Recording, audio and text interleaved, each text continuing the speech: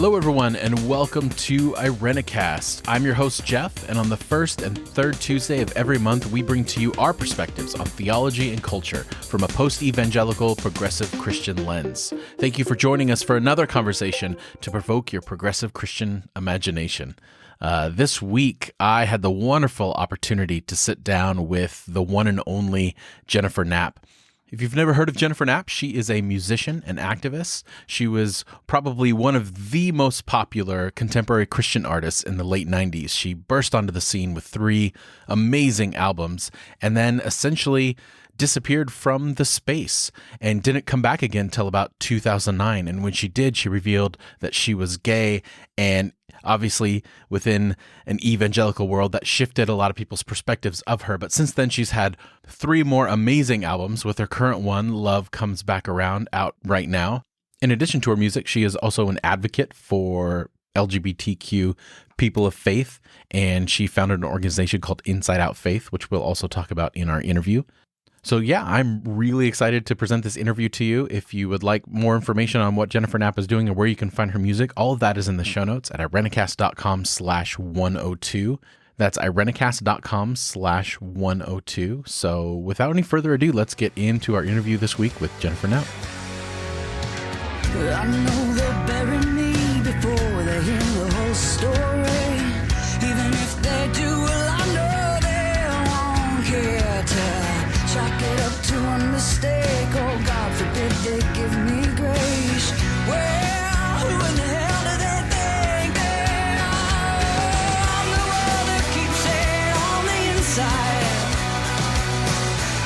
Locked away from judgment's wrong. I'm the one that keeps it on the inside. Jennifer, thank you so much for joining us on IrenaCast. We really appreciate having you here. I'm glad to be here. You have had quite the career, quite the life, I'm sure, that at times maybe even feels like you've had 2 separate lives, with the contrast of where you started in your music career and where you are now. But before we get into probably the more public part of your life, I was just wondering, where are you from? What was your upbringing like? Were you raised in a church? What did that look like for you? In a traditional, evangelical sense, I wasn't raised in a church, but I wouldn't have said that until I drank the proverbial Kool-Aid. So let me explain that. I mean, I grew up in Kansas, so it's the Midwest. It's, traditionally kind of an American Christian environment. Dare I say that? I mean, everybody, it was something you didn't really question. My grandmother went to church every Sunday. My grandfather was a deacon of the church and begrudgingly dragged his feet every Sunday to go along with her. And, upon occasion as a kid, I was forced to get into pantyhose and a dress and patent leather shoes to go along with my grandparents. So, and then for my actual parents, church wasn't part of their life, but the notion of God was just something I think everybody around me kind of took for granted. I mean, there was no kind of, there wasn't this daily, we have to pray at every meal. We're going to raise our kids with a Bible study, but God was still part of the conversation. So I had familiarity with that growing up. And then as I grew up and grew older, and particularly around my late teenage years, and as I got into college and started to personally contemplate my own spiritual life, that was when I discovered, I guess, this kind of I don't know, it's like a hyperdrive of spirituality, where I became in contact with evangelicals who are like, you have to make a commitment to Jesus Christ as your personal Lord and Savior. This has to be a radical transition. And that's kind of where I start, describing this kind of, tongue in cheek as having drank the Kool-Aid. I did make a concerted effort. I did become a follower of Christ. This began to have an epiphanal type of meaning to me. But in contrast to the way that I grew up, all of a sudden, the way that I grew up in this environment begins to be described as not having grown up in the church. So, before I wasn't something, and now I am, and a legitimate version of that. And then you fast forward many years ahead of theological questioning, really getting into this, trying to discover, whose God nature is, what this means for me, how I want to know God, can I know God, all of this stuff kind of comes to a head. I come out as a gay person inside of the midst of this, which seems to contravene, traditional teachings, all of this stuff. So it kind of moves forward in this really, and, I have catapulted through, 20 plus years of describing a spiritual experience. But today I would say, yes, I'm a person of faith who has a traditional Christian language and process of viewing that. But yeah, like that school of that old language for me of, did I grow up in the church? The answer would have been no. So then most of the people who ask that question are like, oh, but finally you are. Yeah. you know, Yeah, for sure.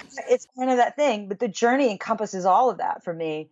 And how I grew up in the environment of which I've started to understand that culturally from where I grew up, and where, the places I've traveled to and experienced and other people along the way has been just as illuminating part of that process. So in some ways, I think you're right. I would describe, there are before and after kind of moments or mile markers that delineate, what I did then, like before I was 18 and before I made a commitment to Christ. And then, this next phase of, what happened in between, that and my coming out. And then it also has career issues as well, because I, performed as a musician, as a Christian musician, and now do that with a mile marker kind of between what I often call career 1.0 and career 2.0, where I still think all of those elements are at play, like all of that spiritual journeying, all of that, all of my faith, all of my Christian understandings, in a lot of ways, are not firewalled or protected from one against the other. They're embedded in what I do, but somehow the way that I describe them and I've gone through those particular mile markers sometimes kind of helps tell you the zone that you're in now, but not necessarily. I would caution against saying that it's made anything, bifurcated or disjointed. It's strangely, as the older I get and the more I look back at it, the more continuity I see, which is both comforting and from a theological perspective, raises some questions to try and see how that all makes sense and fits in. And it's part of the journey of discovery, and I really enjoy it. Yeah. That's definitely that definitely resonates with me, and I'm sure my co-host would say the same. That's kind of the catalyst for this podcast. What came out of that place of having this one mode of faith, and then being in another one, and going through that whole journey of, at first rejecting that past, and then realizing it's an important part of the whole journey that we're on right now, and how all those things kind of merge together as you get to a certain point. Yeah, I'm probably going to sound like a real divinity school nerd, but I mean, there's a certain point where, we break all these things down in our lives and we deconstruct them, and it can feel really chaotic or, not homogenous. We can kind of feel like taken apart, as you would, and feeling like all these bits of our lives might be scattered across the table in front of us and feel like they're not connected. But that deconstruction is really important, but it's also really important to see how they all fit back together. Absolutely. And that, I think that's part of, like, for me as a musician and as like the poet and wanderer, I guess, that's been part of the joy of breaking it down and being at peace with what you see, but also being at peace when some of those things joined back together, and some people are bewildered as to how you could have put them in there all in the same basket. So yeah, for sure. So how long after you quote drank the proverbial Kool-Aid were you thrust into the limelight as a Christian musician? I would tell you extraordinarily short time frame. I think I was 18 when I dove into evangelical Christianity. And then within a couple of years after that, I began part of that experience for me in processing this new environment, doing Bible studies. What is a spiritual life like? All of that started to get channeled into my music relatively quickly. I use music as almost like a spiritual medium, and a mode for myself in kind of processing the spiritual life. And so as I did that, I wrote my music and then of course played it. And then my church was very supportive. They allowed me to play, you write a song as a musician, and then kind of the inevitable outcome is that you perform it, which sounds really weird because performance for me is not quite the language I'm really comfortable with all the time. I mean, sometimes I perform, but the song is written and found and discovered to be shared. It wants to live. I sound like a nut job whenever I talk about it. No, not at all. but like, so as I wrote that stuff, I would play it or share it in a Bible study or stuff with my friends, and I think that would be the end of it. But it's like, oh no, you need to play this in church. And as the outcome of that, like a couple of years in, I start, going around to being asked to go around to local churches. I mean, college kids are from other places than where they're going to college, right? Hmm. So they would go home to their places and in other cities and other states and say, "Hey, you should come to a concert at my church." Or in the late '90s, there was a lot of Christian coffee houses scattered around the country, kind of like these spaces that were outside of the church where young people were exploring their own faith kind of apart from the institution of the church. And that's the space it kind of took in that time. And I started playing concerts in that, and it just took off. Within a couple of years of kind of discovering this way of life, I began, being on a stage and being watched while I was in that journey of this new way of life. And so not only was it just me being watched, it was a way for me to kind of find a community with other people too, to kind of have that spiritual journey. So yeah, I was probably like 20 or 21 around that time, and had only been kind of involved in this big, massive movement of church life and community for a couple of years. I'm still learning what it means to think theologically, I'm getting to know what and who God is, if there is a personal relationship in some way that everybody talks about that I can be involved with, understanding what I mean inside of all of that. And it's just, I am now fully on the rails of having that individual experience, but also now being in front of people and as a result of sharing that experience and what I'd gone through. So, yeah, it was relatively short. And I think probably, gosh, I'm trying to remember when I got signed. I think it was around 1996, and I quote unquote became a card carrying Christian, I think in 1994. Yeah, so I think maybe I was signed within 2 or 3 years and started traveling nationally within 3 years of becoming a baby Christian. Wow. It's pretty crazy. Yeah. So during that time where I'm sure your schedule was filled with, interviews and concerts and recording and all that kind of stuff, was it, even though you were around a lot of people, was it isolating and difficult to kind of nurture any kind of faith at all? Yeah, it's a good question. I mean, isolation was part of it. I mean, there was like a kind of a ramp up in that time. I realized like the time space was really short, like, for like say from becoming a Christian to starting to work professionally as a Christian. Like the timeline seems like a really rapid arc, but a lot of these things that I'll talk about were probably gradual in their discovery. It would probably take me 7 or 8 years to kind of get to the point where I was even able to articulate them as I do now. Hmm. So like the isolation, by the time I started traveling by myself, which probably like 3 or 4 years, that was part of it. In terms of physical isolation, right? Lots of hours on the road by myself, or doing, concerts by myself, that kind of thing. But I also, part of that isolation for me was like when I first became a Christian, there were things that I took for granted. Like people said, now that you're here, this is what you have to do. You have to pray, you have to do Bible study, you have to shake off the things of the world. One trivial example might be that, after I became a Christian, I was told you have to stop listening to secular music. Yeah. You have to stop drinking, you have to stop swearing, you have to stop being in the world and now being in this Christian world. And it was interesting because like that space was like there was supposed to be a hard and fast line and no evolution to kind of understood that. So I tried immediately to shape into that. And part of that isolation became, for me, was a theological one, of kind of somewhat putting up a spiritual firewall between the expectations that the church had of me, while maintaining a desire to please my church, thinking that I'm pleasing God. And at the same time, having a space in and of myself to kind of figure out if this was something that I could do, wanted to do, or should do. Hmm. That's a very long process, but as a young Christian, that felt very isolating to do. It felt like an act of rebellion that I did on my own. Like, say, I would do a Bible study, read something, be told or directed to learn something about the Christian faith. one concept that comes to mind is no sex outside of marriage. So in trying to understand that, I actually wanted to like for me personally, I wanted to understand that. It wasn't that I ever wanted to rebel against it, but I needed to make sense of it in order to make it my own. Hmm. Instead of, just being told what to do and an automaton that just does it.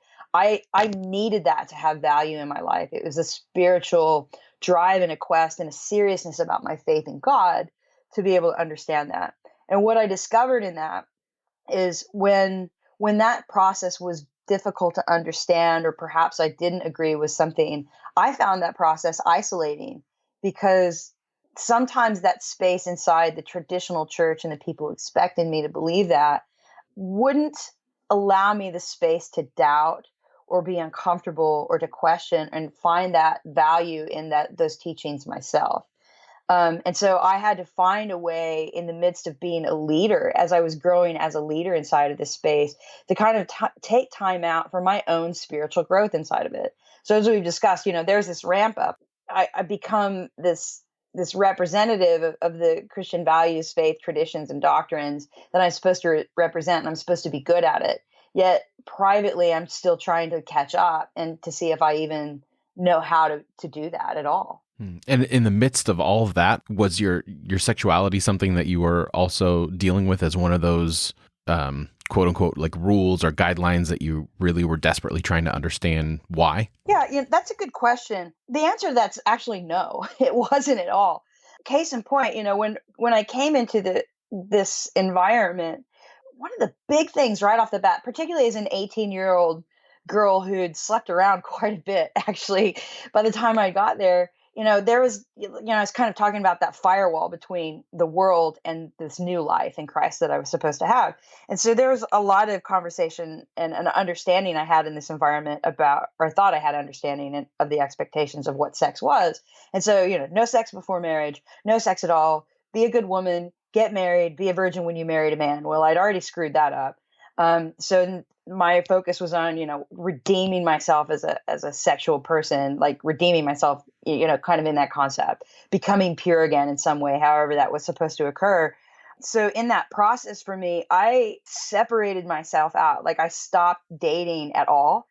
I don't know if I thought like time served as like a new virgin, like maybe I needed to spend 10 more years not sexually active to become a virgin again. I don't know. But the result of that is I basically kind of shut down any concept of myself as a sexual being. Because one of the things that happened as I became really self-conscious, and people were, I think also people that knew me and knew quote unquote my past were really concerned with any relationship that I might build. So if I got to know, because they knew I'd had sex, right? So if I was too friendly with a guy, the caution would come down from the leaders and mentors in my life. Well, be careful, don't have sex with that man. And I'm like, okay. Oh, And then geez. if I got too close to a girl, it'd be like, don't, be careful, you're kind of butch, so don't have sex with that girl. And so I'd be like, okay, this is too much for me. And I think I just shut that down. As a leader in that space, what I decided to do was kind of concentrate on celibacy, I guess, for lack of a better way to say that. It wasn't like I made some contract to be quote unquote celibate. But what I did in looking back was I shut myself off, like I said, as a sexual being and a sexual person from all possibility of that ever being an issue. So the result of that is that any concept that I would have had of being gay inside of that just wasn't an option for me. It just simply wasn't an option. And it wasn't until I was like 26 or 27 years old, I'm maturing as an adult. I would say I'm lonely. And not about sex, but is that about that point of going, no, who am I as a person? Like, what kind of relationships do I want to build? And I put myself back in that space. I left the kind of entertainment industry and I couldn't do that for me personally. I couldn't really do that while everyone was watching me. Mm-hmm. I felt like I needed to like have my own life for a minute and figure out who I was as a person, what kind of relationships I wanted to build, what kind of relationships were going to nurture me as a human being to feel loved and accepted, both spiritually and in my body and person. And so it wasn't until I was 26 or 27 years old that the light bulb went off. And then I went, oh, I'm pretty sure that I'm attracted to women. And that as that kind of panned out to be the case, then looking back all of a sudden I was like, oh man, I probably would have known something of along that lines when I was a teenager. It makes sense to me looking back and the types of relationships that I gravitated to, even though all of my sexual encounters to that point had been with men. That those sexual encounters weren't building relationships. Those were just encounters. It took me a long time. Like I said, I was in my late 20s to where I began to kind of theologically understand what I wanted to have happen and what God might want with me to know about sex and my person. And those years of celibacy allowed me to kind of understand and focus. And I wanted to learn what love was. It took me first to understand why it was or how it was that God could even possibly love me. Then I had to move through the zone of learning to love myself. And I think in getting to the point of learning to love myself the way that God loves me, then I was able to begin to understand how I then might be able to be loved by other human beings and how I may love other human beings. It's really kind of right on with scripture, love the Lord your God and love your neighbor as yourself. And I wouldn't have said that at the time. And even now when I say it, sometimes I kind of cringe at feeling like I'm living up to some kind of scripture. Yeah. But the reality of that has proved itself theologically true to me. Like the nerd, the theological, the church kind of authoritative scripture part of me. I'm like, oh man, that's actually, it's been coherent and it's made a path for me that took a long time. So yeah, I was in my late 20s before I even began to pull on that rope. And now, I'm in my 40s learning how to describe that journey. Already gone through it. It's already done and dusted. But now the part is like figuring out intellectually what that means and being able to talk about it and describe it. And it feels like a level of understanding that was chaotic through the whole experience, but makes a lot more sense retrospectively. And what was I guess this is a kind of a two-part question. First of all, what was the kind of the catalyst that took you into your hiatus? And then going into that season of your life, was there no expectations at all? Or did you sort of have like a plan in the back of your mind, I'm going to be back? Or was there the thought of, I'm done with this, I'm never going to go back to performing or doing music? Like what was your mindset in that moment? In that moment, it was absolutely a nuclear bomb went off. Like it was just destruction. I needed to get out. So like that was the you needed to get out. Was it more like just where you were personally, or was it a combination of just the business side in general and all the stuff that goes into the Christian music industry? Yeah, it was all of that. The big giant picture was at the time, and emotionally felt like I just needed to set everything on fire and make it all explode and all go away. I did that. And then after the bomb went off, I was like, okay, why did I just do that? Why was I so panicked, and why did I need to do that? And so some of the issues we've already talked about, and part of it was I'd been so isolated and I needed to do it to survive. Like there was like this immediate eject handle that was a matter of life and death for me at the time. And so after I pulled the eject handle, I'm out of the burning cockpit and landed safely on the ground. Now I'm going, okay, what just happened? And now what do I need to do to get to safety? And in doing that, that was about, I started to realize that one of the reasons why I pulled that eject button was that personally I had felt isolated. I didn't have the kinds of relationships in my life that made me feel nurtured as a human being. I was lonely. And I was also theologically lonely, like intellectually lonely. Like I felt isolated from the church body. Like I didn't know how to connect with people of faith. So initially, and that's complicated. And like I had theological disagreements with the church at the time. I didn't know what to believe or how to believe. And so initially I thought, screw it. I'm just not going to do this at all. Like I'm done. But after the dust settled, I wasn't done. I still had questions like, how did I get here?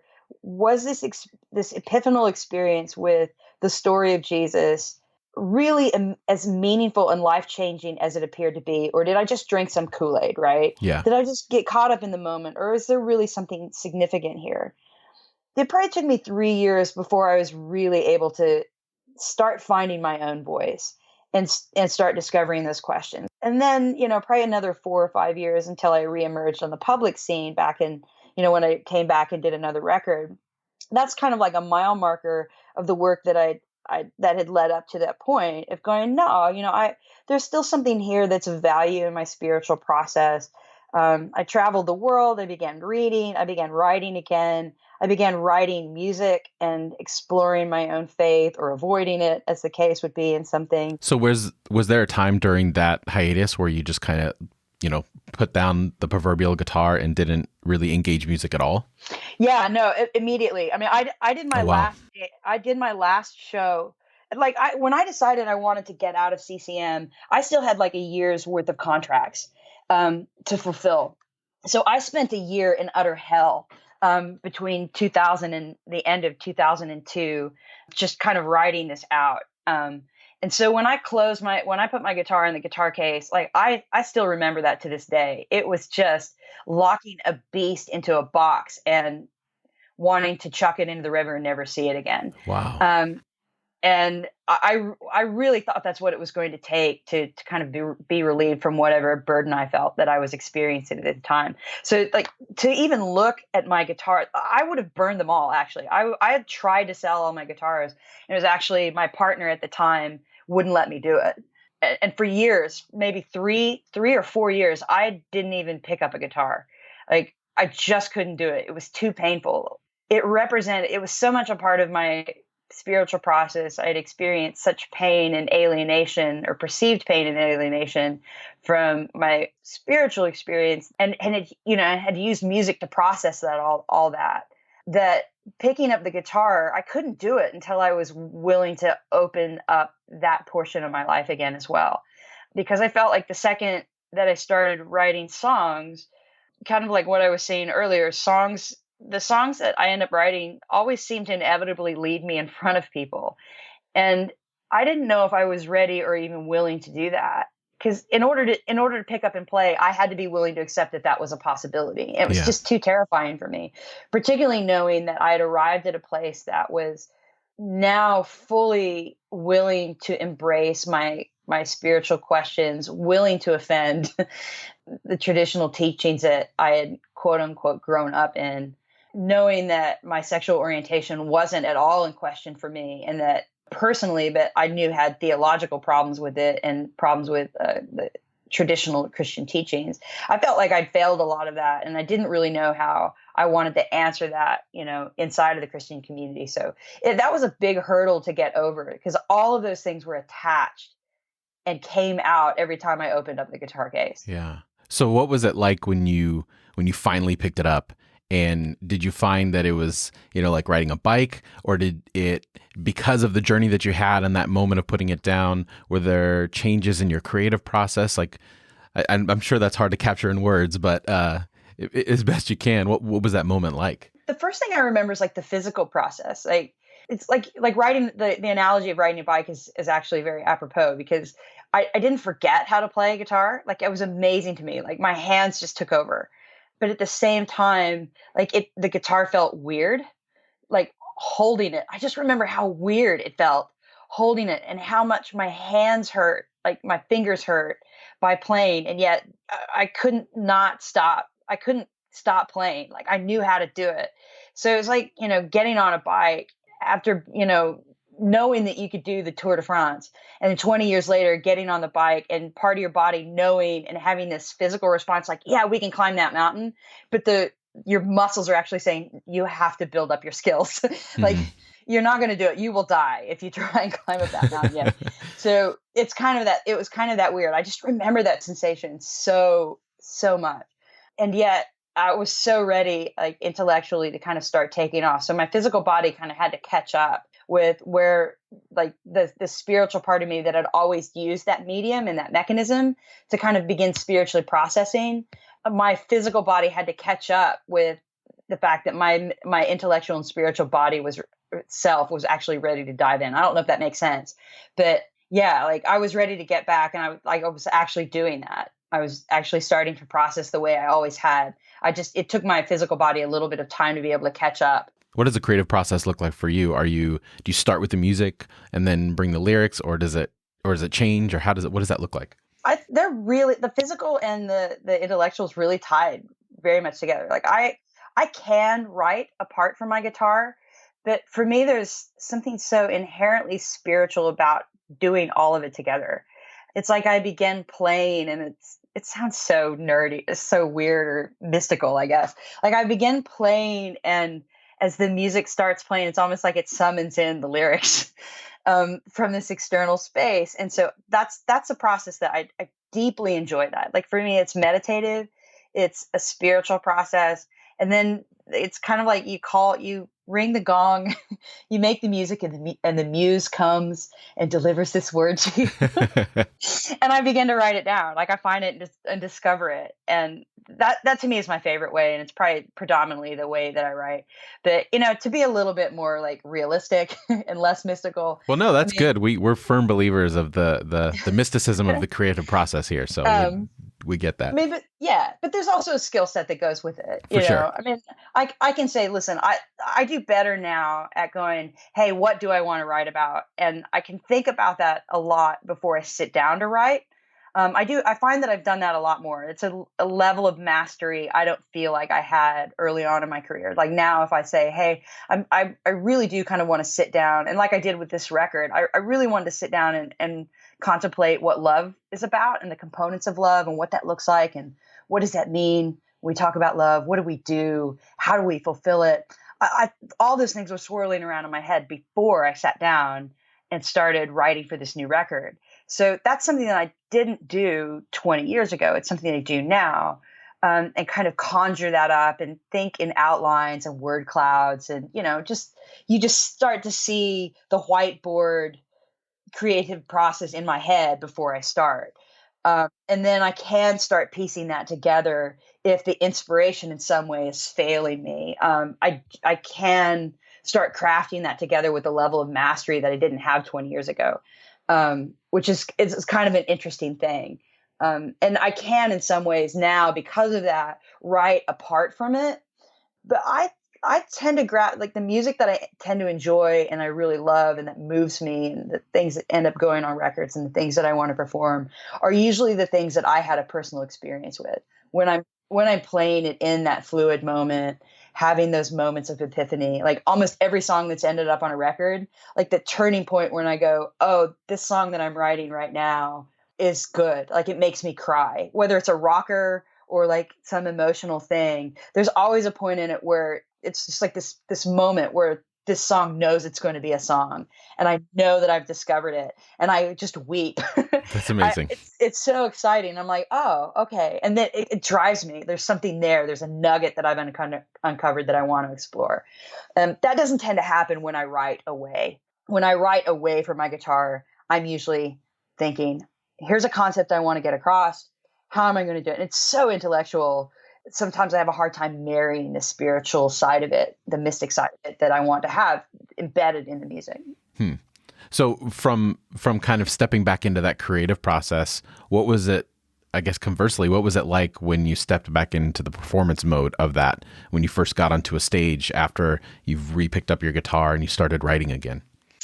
Yeah. Again, the first thing I think of is the physicality of it.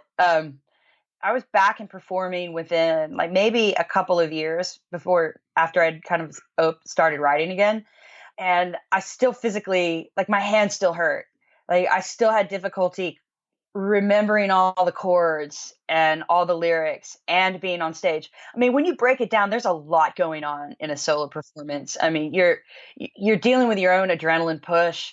I did a show. My first show I did back in the States was at a hotel cafe in Los Angeles, and the room was packed and it was sweaty and it was hot, and my body remembers how to do all this, but I'm out of shape. My hands hurt. I can barely, I don't even know how to sing full on. Like I know how to sing full on. I don't know how not to sing full on, but I physically was like, oh my God, I don't even know if I can sing for half an hour physically. I don't know if my hands can handle playing for half an hour physically. And then my leg is just shaking like mad. Like I could barely stand up. I had jelly legs and I had no idea what to do, because I'm not nervous about being in front of people, but it's just this huge swarm of physical things going on. And then I want to play these songs. Like I want to passionately perform it. Like they're dying to get out. It's like all this chaos. So it was physically grueling for about another 2 years after I started performing again to feel like like the physical factor wasn't part of it. And then there's emotional stuff to it too, because, I'm afraid of getting up there and not being able to perform physically very well. Like if my voice cracks, or what if I blow out my vocals and I'm not able to sing tomorrow and I've got 4 more shows. And it becomes like levels of anxiety that I kind of had to deal with. But then on top of that, you had all the wild things that were happening because of my coming out, because of my coming back. All of those are rolled into one. It was insane. I got through it. I don't know how. But the part that I relied on and was really grateful for is like the muscle memory, the embodiment of it. I mean, these are things that I do without anyone watching. I will play. I will write. I have my spiritual journey, and this is one of the ways that I process it. So through all of that intensity, I had to just keep reminding myself that this place where it leads me, this unusually chaotic public space, is a fruit of that, is something that I had the ability to say yes or no to embracing. And that really made a big difference between the anxieties and the willingness I had to accept it. But I also understood that this was still my own playing of guitar, the writing of music. It was still mine. It was up to me to be able to decide whether I would or would not do it. It wasn't an obligation for me to do it. But somehow that realization helped transform how I took on the pressures and the responsibilities that went with it. That the kinds of responsibilities that I felt led to an implosion before. Like I said, like we talked about, and how it was so fast between becoming a person of faith and melding my spiritual process into this career. Those responsibilities overwhelmed me at a certain point. I didn't know that I'd actually taken those on. I didn't know that I'd accepted those in any respect. And this time through, I felt it was like a reckoning point for me. And it's kind of like one of those mile markers that made it career 2.0 in that regard, is that I was somehow able now to say, yes, I'm willing to be in this public space. I'm willing to follow where this leads. And there are times that I will do that and times that I won't. But I knew a little bit more about what those boundaries looked like and where I could participate, and to know myself a little bit better, to know whether or not I could or I couldn't test those boundaries, when I had the energy to do it and when I didn't, and to know the wisdom of being able to choose the right moment and time and place to do all that stuff. For sure. Yeah. So, I mean, not only obviously coming out and having a new album and all the stuff that went with that, there also seems to be like a big societal shift in the middle of that, where you started your career with, virtually no social media or internet. And then when you come back, it's kind of the beginning of the height of all of that. And was that, how did that shape the public life? And was there anything about that dynamic of kind of like public transparency that was a little more jarring for you coming back into that space? Oh, bloody hell, was it jarring. Like in some way, like, I don't know how better to describe it, except for I felt like Rip Van Winkle. I mean, the public space had so dramatically changed. I mean, I still thought MySpace was a thing. I had missed MySpace. I didn't, people are like, oh, when you get back and going, you need to engage in MySpace. I opened up a MySpace account and that was already dead. I mean, I felt like a TV character old lady. What's this MySpace? What's this Facebook? Twitter? What the hell's a Twitter? And like the whole concept of communicating had radically shifted. And I think in some ways for the good. The isolation that I talked about before was like, almost as a performer, was like the rules were me on a stage and you in the audience. And what social media has done has made that an ongoing conversation. In some ways, it's kind of almost erased this barrier between the proscenium of the stage and the audience, because we're talking to each other all of the time now.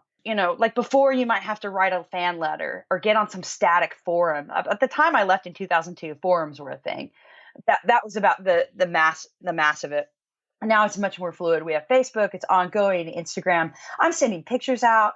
I'm talking to people. I have relationships with people that come to shows that I know them by name. They know me by name. We have a rapport, like we're friends. And in as much of ways, we have these kind of peripheral friends in our life. So I had to get to know that while still, as a public person, that was a little bit of a hurdle for me to get over because I'm like, whoa, I don't know if I want you in my house. Like I was fearful of those relationships, particularly in the Christian environment, because I knew that I failed so many people so many ways. I knew people disagreed with me, right? And so like that's a bad side of social media now. Like you do something, everybody has a stinking opinion on it. Yeah. Like immediately. We all experience this now. I don't think you have to be like in a public position or a celebrity position to experience it, because I think now what social media does is we all experience it, right? You put a Facebook page, you go, oh my gosh, I love Jennifer Knapp. And all of a sudden you get it from left and right. Yay, support gay people. And the other people are like, how could you do this? You're supporting somebody who should be going to hell. Like you get all of that showing up on your Facebook page. I get that only multiplied by the thousands. But it's still the same thing. It becomes like the numbers of it to me are incomprehensible. Like the action is still the same. All of a sudden now we're all party to this judgment and this assessment of knowing who we are, what we want to say, what's my message, what's my identity. So in some ways it's really good because we have ways of communing to do that, sharing with other people, avenues of being able to express that, avenues of being able to connect with other people and even develop our own story.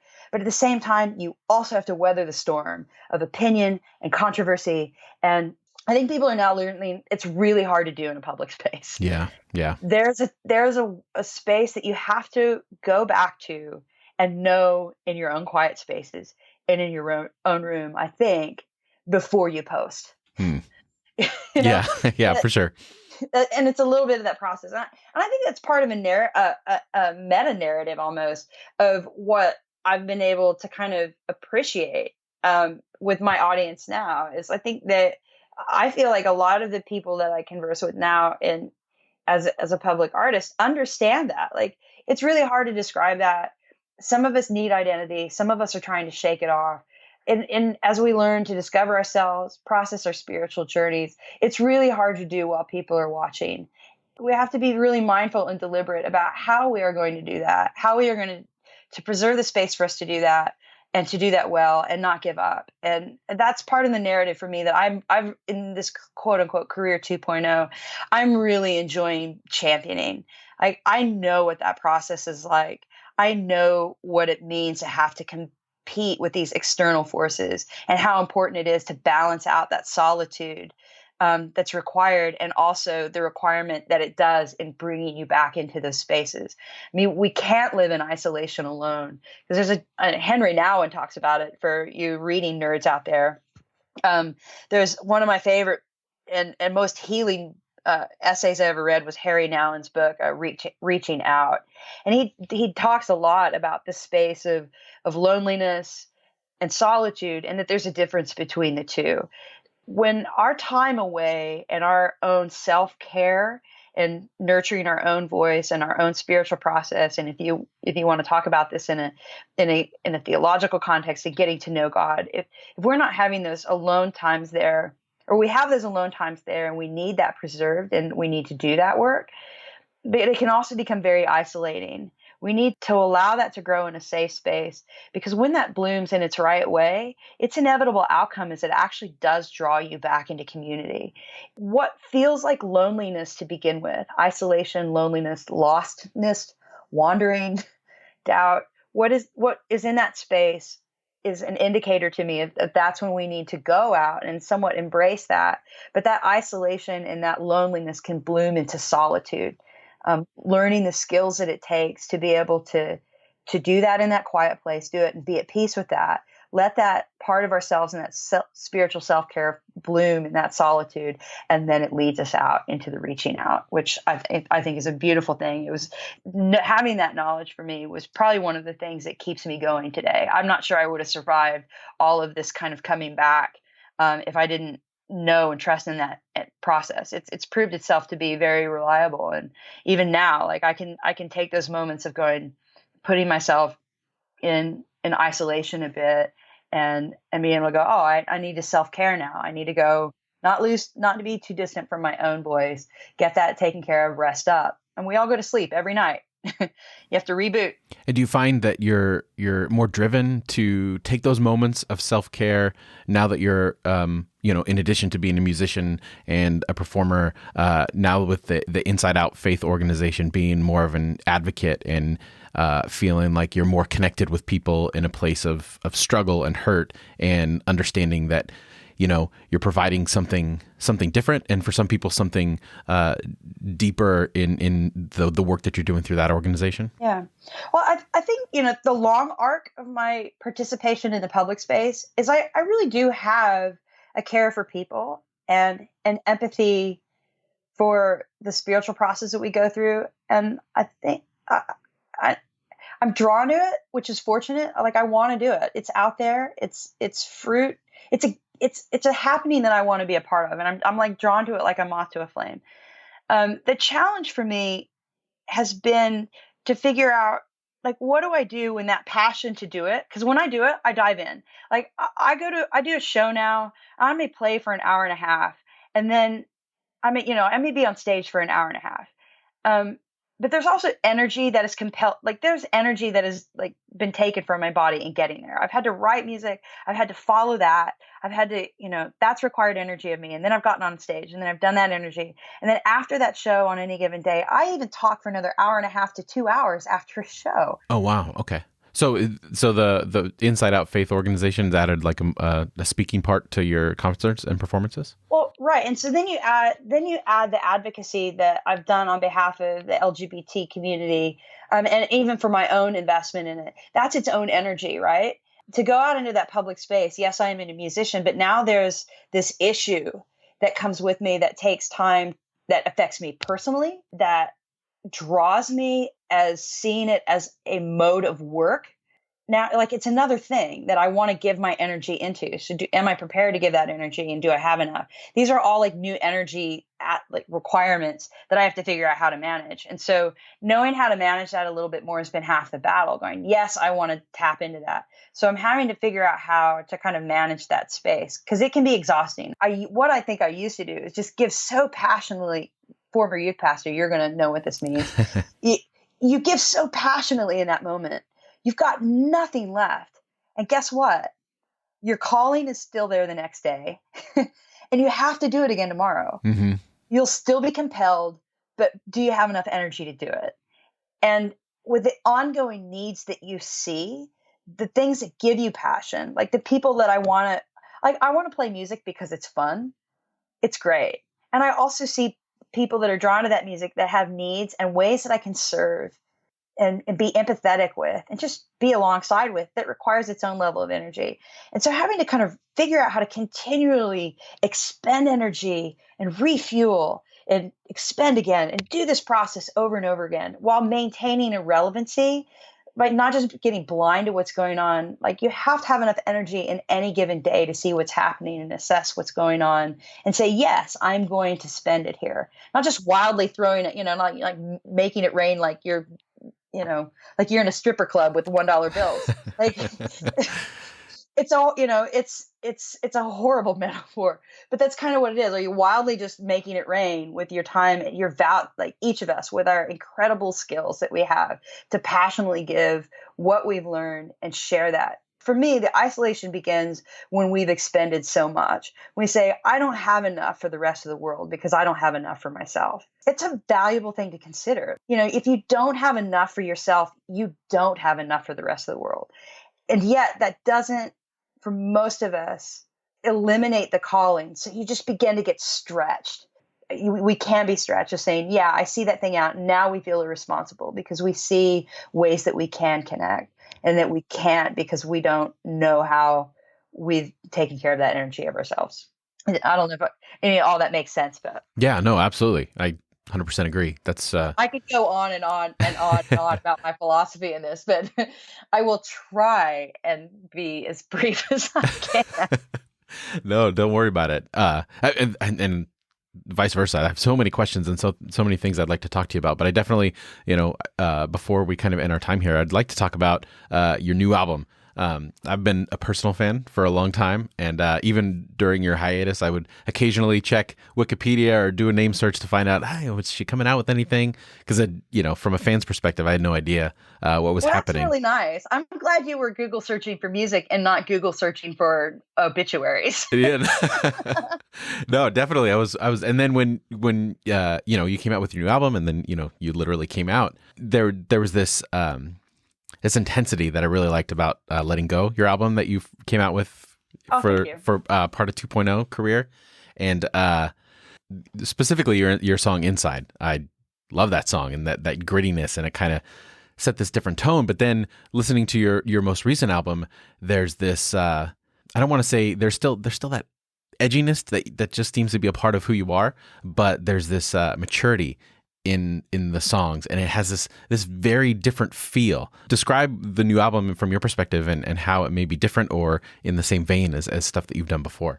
Yeah, it's actually really, I don't know, cool. It feels really good that you like recognize the same arc. It's affirming to me in a weird way. that not in an egotistical way, but going, I've seen this arc of myself this way, and if others see it that way, then maybe I'm not wrong about myself. The arc you're describing is, it's pretty much the way I feel like at this point I'd say it. Like the energy that's been driving it, like I can't remember the word you said about letting go, but there was a lot of energy in it. And a lot of FU, to be honest. Yeah, definitely. But like, I'm also compassionate. Like, I don't want to just like burn my bridges. I want to like look at my problem and then like conquer it almost. And I think letting go is kind of part of that. And that energy has traveled through.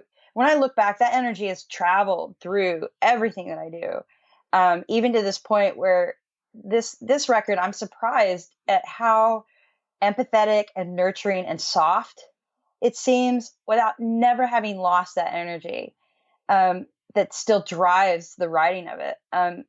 Even for like in a mini scope, like between Letting Go and this new record, Love Comes Back Around, part of that process for me has been going, the hardships of life and love, when you embrace them and take them on, develop into something extraordinarily beautiful. And at least they have for me. And writing that down I think that was part of the process of this. When I said earlier, like when I sat down to write this record, my focus was on love. What did it mean? Particularly, I think, in scope of the last 5 or 6 years of my own coming out journey and the questions that people have had about, what love is, oftentimes for me has been colored by others with, this idea of my sexual orientation, which has had nothing to do with it. In fact, for me, really, like I've had to explore what love really is personally, and then I've been willing to share it in a public space. And for me, that's a very faith-informed journey. I have not gotten over being embarrassed about this, but the first thing I asked myself when I said, okay, well, I'm going to write about love. I really want to write about it. It's fueled me. That's why I'm still alive. That's why I'm still here. It's the energy that fuels all of this. All the anger, all the FU, all the frustration of that is compelled by this force that I discovered when I was 18 years old and going, wow, I'm a redeemable, valuable human being to God. Like that's the pee under the mattress of all of this. I feel it every day. So what does that mean? We call it love. What does that mean? And so I'm like, shit. I have to go back to love is patient. Love is kind. It keeps no records of wrong. It does not boast. And I'm like, holy cow. I want to make fun of this text. I don't want to use it. I don't want to see it, but it's so true.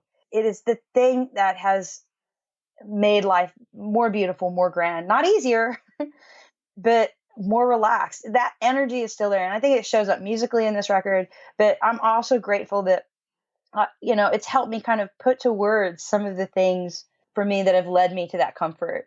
Like there's a song on the record called Perfect Pardon, and that song's all about hard work. I mean, I think sometimes we imagine that grace happens in this vacuum, that you just stand there and it happens to you. Oftentimes, like when we're given that grace by another person in a spiritual grace with God, you have to defend that grace. Life and people and external factors are constantly trying to remind you and rip that grace away from you. So once you see it, like it becomes its own new battle and journey. And so Perfect Pardon's a bit about that. For me, like the highlight of it was kind of tripping into this song called Love Comes Back Around, which is the title of the record. And it is a song about a wedding and a relationship between two people and their union, the metaphor of the ring and all that kind of stuff. But in a larger look, what that is kind of when I step back at that and looked at it when it's on, and as I've talked this summer through the concerts that we've done and gone out and perform it, one of the realizations is that what love does in its kind of grand, glorious feat is that it binds us together. You know, for every person that I've ever, and I didn't mean to do this, but like as a gay person, I've heard a lot of people have come up to me and said to me, you know, I'm doing this because I love you. I'm kicking you out of the church because I love you. I'm breaking these in CDs in front of your face because I love you. I'm telling congregations of people that you're going to hell because I love you and I love them. You know, these kinds of things. And there are 1,000 other examples, right? That people have said this, you know, I hit you because I love you. Yeah. That kind of thing. What I've discovered is that, or what I will stand by, is that love actually doesn't tear us apart. It doesn't break. It unites. It builds. It takes those deconstructed pieces that we have and puts them together. For me, in the way only God can, and saying, you know, you break all those pieces apart, somebody on Twitter is going to tear them all up. Somebody's going to find something wrong with each one of those things. But look at this. Watch me. And those get all reconstructed and put back together. And lo and behold, there's a beautiful you. There's the unique you, filled and beautifully and wonderfully created. And to me, that's, I don't know, like it blows my mind. Like if I'd sat down and said, oh, I'm going to write this, bullshit. Like, I don't know that. It's a discovery. And you don't discover it until it's a discovery that I wouldn't have had if I didn't brave the fear that it took to pick up and go to that space where I discover those things. And for me, that begins with music. Well, the new album definitely really, at least my first taking of it, really reflects this kind of, not endpoint of a journey, but definitely feels like there's been this long road leading to this one spot, and it has that sense to it. So I've really, really enjoyed it. How is your relationship with your 1.0 material? Do you still perform it? Was there a time where you didn't? If you do now? Yeah. Well, initially I wanted to burn it. I didn't want to play it at all. And I've softened up on that. I've reconnected with some of that 1.0 material, as you so aptly call it. The theological factors are really important for me because they're so tied in the language of the church. If I connect intellectually, theologically, and feel like it is something that I'm willing to be responsible for passing on in a faith-based leadership context, then I'm more than happy to play it. I don't necessarily connect that way. Like it's not an exercise for me as much anymore in performing it because I'm on to other things. But there's a lot of it that I will play and still find a lot of enjoyment in playing, if that doesn't sound contradictory. No, not at all. And there's other things that there are other songs, there are pieces and bits and parts and songs that I really have a hard time going back and playing, which is a little bit rough because for some people that's, you know, every song enters at some point in the soundtrack of somebody's lives. And so I don't really want to be an impediment and get in the way of that. So there are times where I've learned to share it, but there are songs that regularly make it into my set list that help the narrative. And I really enjoy it. And if they're pertinent for the moment, I'll gladly play it. But sometimes like somebody will yell a song out in the middle of the show and I'm like, oh dear God, are you kidding me? Like, don't make me play that. Is there one in particular, or would you rather not share? No, I don't mind.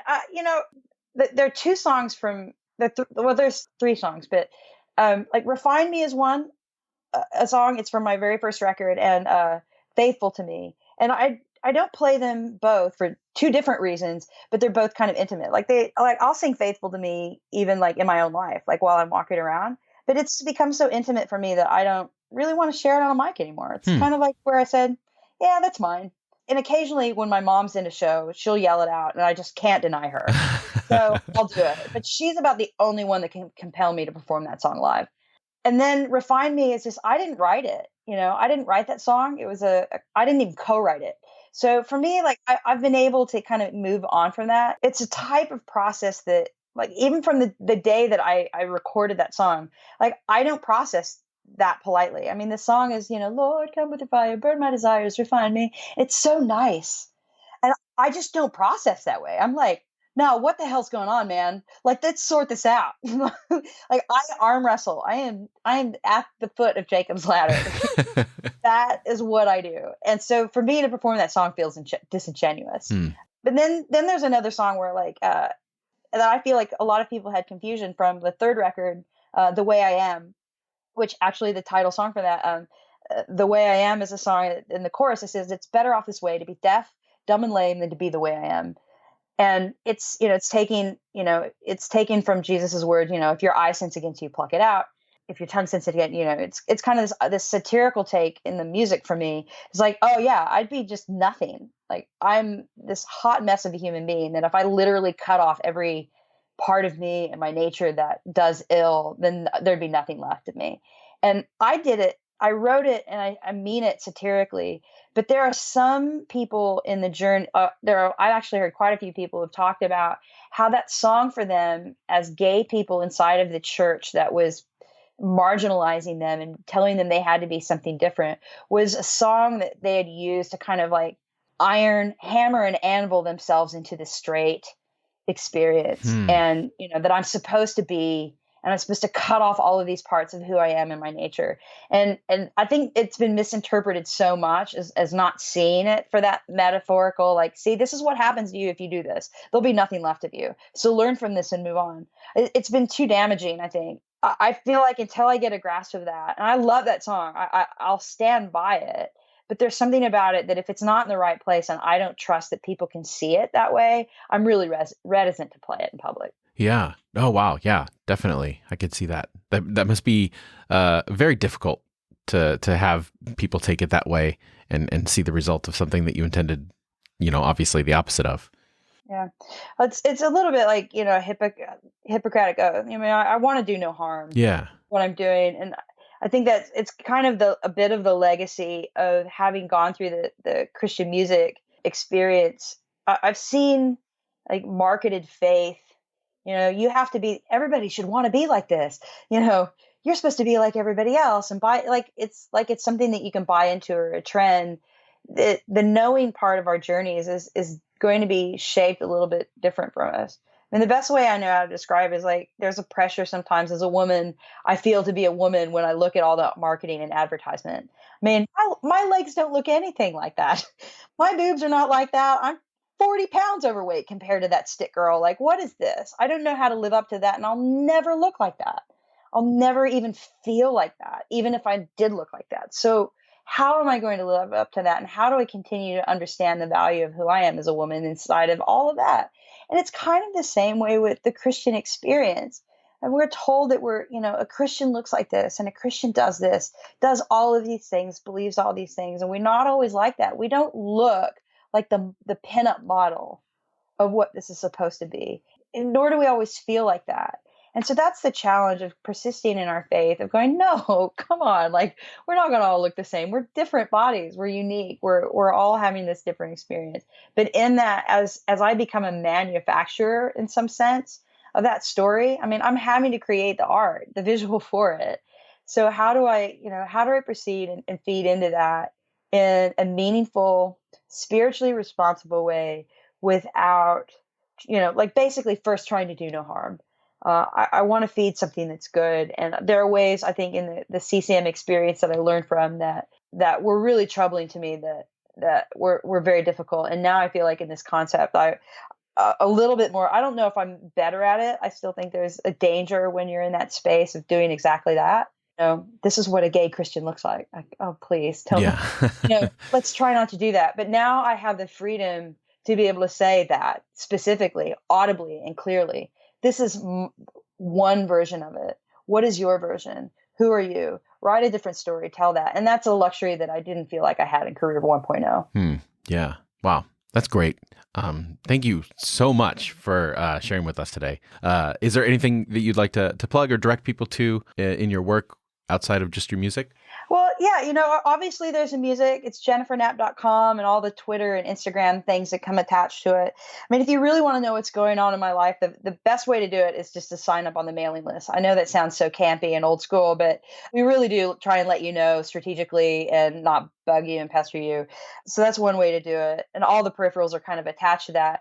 But yeah, it's important. I'm doing advocacy work for the LGBT faith side, and a lot of a lot of the ways that we spoke and talked about today. If you want to engage in that part of what I can offer or be a source of, insideoutfaith.org is a really great place to do that. There's a lot going on in those spaces, and particularly for Inside Out Faith, if there's a way to be able to financially support that as well as we kind of build up that foundation. Kind of one of the challenges I would say is in the communities, in the faith-based communities that do want to advocate for LGBT faith inclusion, oftentimes getting the people that can contribute to that conversation and that language are external from their localized areas. In a small community, for churches that want to show their support to the LGBT community, aren't always able to get public figures from inside that local community to be able to speak. There aren't a lot always available, but also two, that people inside of their local communities aren't always willing to risk coming out where they live.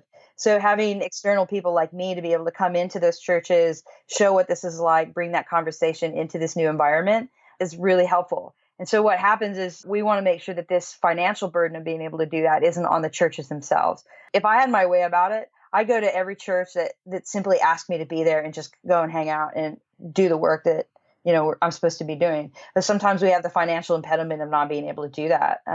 So if you're looking for things like that, insideoutfaith.org is one of those. And as we begin to develop and grow, that's one of my hopes with that foundation, is to be able to kind of create those unifying resources. We want to be able to find ways of connecting those LGBT faith advocacy resources to one another, not just as they stand isolated in their own communities. For sure. We'll make sure we put all of those links in the show notes at irenicast.com/102.